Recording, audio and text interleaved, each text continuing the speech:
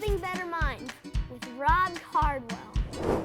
This is a school year like we've never seen before. Parents, teachers, and even entire school districts are looking for ways to keep students engaged and learning. In this week's Building Better Minds report, the Children's Museum of Richmond is lending a hand.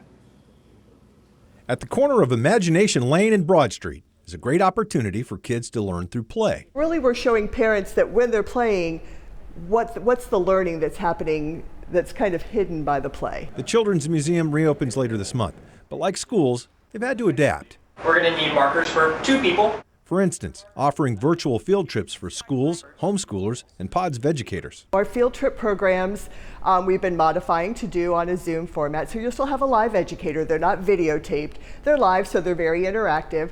Research shows play has a positive impact on a child's academic performance.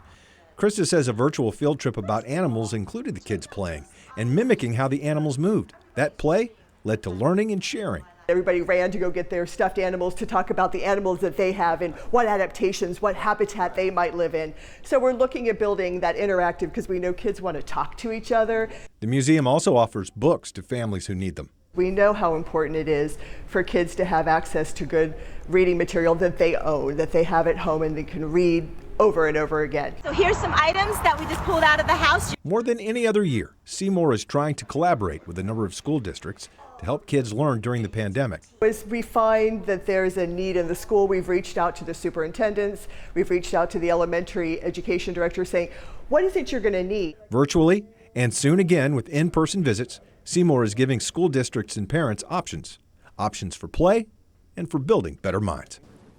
And you can learn more about what Seymour has to offer and find out the cleaning protocols and the safety procedures in place for their reopening, which is on September 17th. You can log on to this story at WTVR.com later this morning. Good. We would like to hear about inspiring people in your school. Nominate someone for Building Better Minds. Send an email to news tips at WTVR.com. Nominate anyone you think makes a difference in our local schools.